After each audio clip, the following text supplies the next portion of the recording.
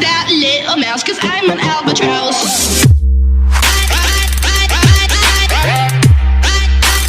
I'm an albatross. Hello everybody दोस्तों, I am तन्मय त्रिपाठी और आज मैंने बहुत इंटरेस्टिंग सा टॉपिक लिया आप लोगों के लिए, एंड आई होप कि आप लोगों को अच्छा लगेगा क्योंकि ये कॉन्स्टिट्यूशन ऑफ इंडिया से है और टॉपिक है फंडामेंटल ड्यूटीज़। तो सबसे पहले एक चीज़ आप याद रखिएगा कि पार्ट 3, पार्ट 4, पार्ट 4A, ठीक है, ये तीन चीज़ें बहुत इंपॉर्टेंट हैं। Part 3 is fundamental rights, part 4 is directive principles of state policy and part 4A जहाँ पे part 4A starting from article 51A, ठीक है, उसमें हमारी 10 ड्यूटीज़ थी, अब वो 11 हो गई हैं। फंडामेंटल ड्यूटीज़ पहले 10 थी, अब वो 11 हो गई हैं बाय 86th अमेंडमेंट एक्ट, ठीक है। हमेशा याद रखिएगा fundamental rights, fundamental duties and DPSP ये तीनों आपस में एक हार्मनी इस्टेब्लिश करती हैं and they are complementary to each other. अकेले में, आइसोलेशन में कोई कार्य नहीं हो सकता। यू कैन नॉट से कि fundamental rights are more important as compared to fundamental duties, ठीक है। There must be a harmony between all the 3 provisions, ठीक है। चलिए शुरू करते हैं। तो सबसे पहले फंडामेंटल ड्यूटीज़ का आपको मैं बता देता हूँ कि फंडामेंटल ड्यूटीज़ जब हमारा संविधान बना था तो हमारे पास फंडामेंटल ड्यूटीज़ नहीं थी। कंसेप्ट क्या होता है कि with every right there is a corresponding duty, but when the constitution was formed in that era there was no concept of fundamental duties.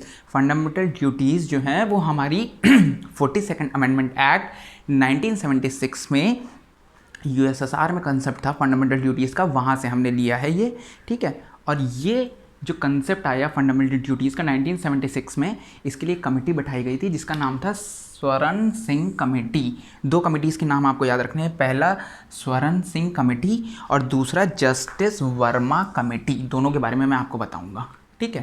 तो इस कमेटी ने रिकमेंडेशन दिया कि भाई फंडामेंटल ड्यूटीज़ होनी चाहिए और इन्होंने जो जो रिकमेंडेशंस दिए उनमें से 10 प्रोविजंस को निकाल के फंडामेंटल ड्यूटीज़ बना दिया गया, ठीक है। Such as to cherish the noble ideas, ठीक है, और पब्लिक प्रॉपर्टी को हमको डिस्ट्रॉय नहीं करना है, वायलेंस नहीं करना है, वाइल्ड लाइफ को, नेशनल हेरिटेजेस को प्रोटेक्ट करना है। तो ये इस टाइप की 10 फंडामेंटल ड्यूटीज़ थी, ठीक है। And that came into picture after 1976। Later on क्या हुआ कि 2002 में एक अमेंडमेंट आया, that is 86th amendment act, और उस अमेंडमेंट के थ्रू एक और फंडामेंटल ड्यूटी ऐड हुई and that is the 11th fundamental duty, जो कि एक ड्यूटी थी पेरेंट्स के लिए, ठीक है। राइट्स हैं, उसके साथ करस्पॉन्डिंग ड्यूटीज़ होनी चाहिए। सरकार ने एक फंडामेंटल राइट का कंसेप्ट बनाया आर्टिकल 21 कैपिटल A में in the year 2002 by 86th amendment act कि भाई it is the obligation of the state to make the provision for the education of children from the age of 6 to 14 years, ठीक है, ये था।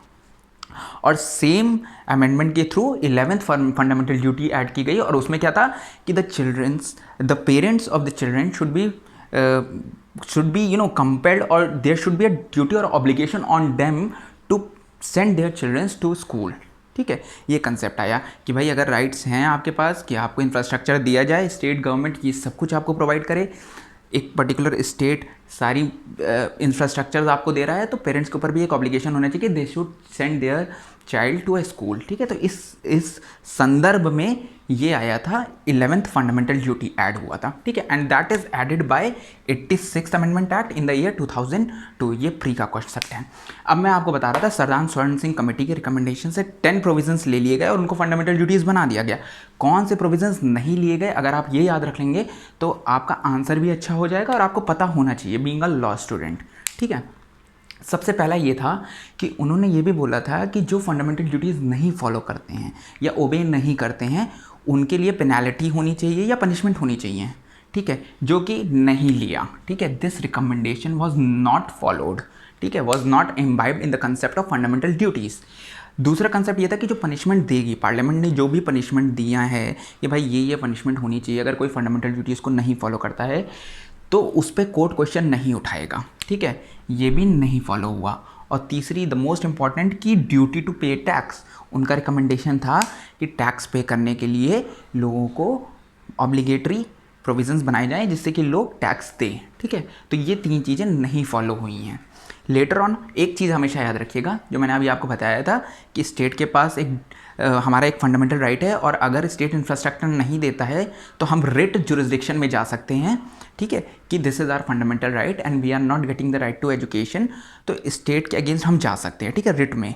But fundamental duties के साथ ऐसा कुछ नहीं है, they are non justifiable in nature, ठीक है, जस्टिफिएबल इन नेचर, ये याद रखना है आपको कि आप फंडामेंटल ड्यूटीज़ के अगेंस्ट कोर्ट में नहीं जा सकते हैं, लेकिन इनका enforcement bye making the law, अब लॉ बना के इनका इम्प्लीमेंटेशन हो सकता है फंडामेंटल ड्यूटीज़ का।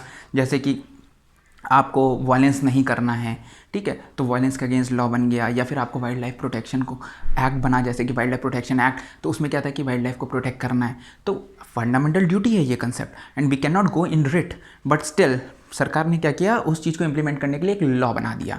तो एनफोर्समेंट इनका कैसे पॉसिबल होता है, by making the law. You can take the example of the wild life protection act, ठीक है।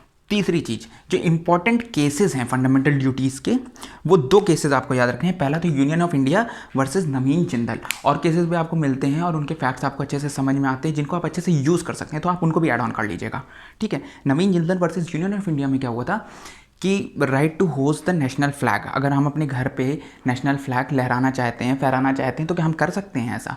तो इस केस में ये था कि हाँ आप कर सकते हैं, क्योंकि this is the part of our fundamental right under article 19 clause 1 subsection a, ठीक है।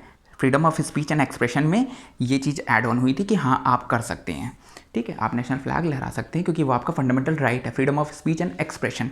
लेकिन उसमें एक फंडामेंटल ड्यूटी भी थी, उसमें ये ड्यूटी थी कि आपको फ्लैग का कोड फॉलो करना है, कि भाई ये उसकी लेंथ होनी चाहिए, 2:3 का रेशियो होना चाहिए, ठीक है, और दूसरी चीज़ आपको रिस्पेक्ट करनी है उस नेशनल फ्लैग की, ठीक है, 2 चीज़ें हैं।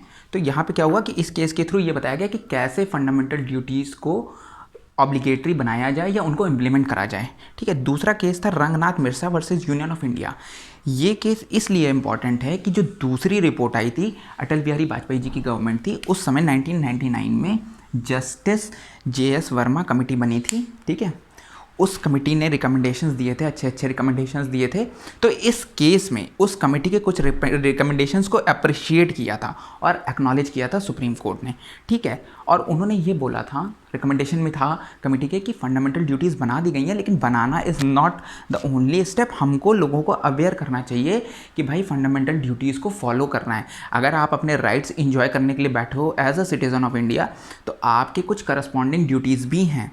तो इसलिए हर इंडिविजुअल, हर सिटीज़न को इन्फॉर्म करना, उनको एजुकेट करना, उनको अवेयर करना और इसके लिए कैंपेन चलाना, ये मेथड्स बताए गए थे, ठीक है, इस कमेटी में। और इस चीज़ को, इस पॉइंट को अप्रिशिएट किया था Ranganath versus union of India के केस में, that is the 2003 supreme court judgment. तो ये 3 चीज़ें हैं ओवरऑल, ठीक है। आपको क्या याद रखना है, 2 अमेंडमेंट्स याद रखने हैं जो मेजर अमेंडमेंट्स हैं फंडामेंटल ड्यूटीज़ को लेके, ठीक है। This is all.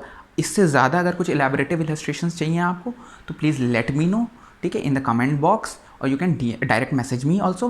Please do like, subscribe and follow me on my YouTube channel. Thanks a lot.